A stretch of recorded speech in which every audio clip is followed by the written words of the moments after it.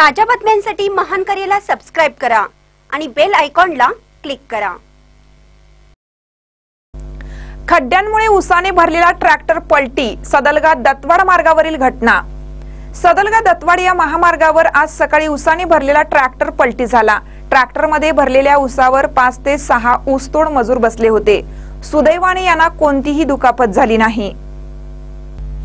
सदलगा दत्तवाड रस्त्यावर खड्डेच खड्डे आहेत। या खड्ड्यांमध्ये ट्रॅक्टरचं चाक गेल्याने ट्रॅक्टर ट्रॉली पलटी झाली।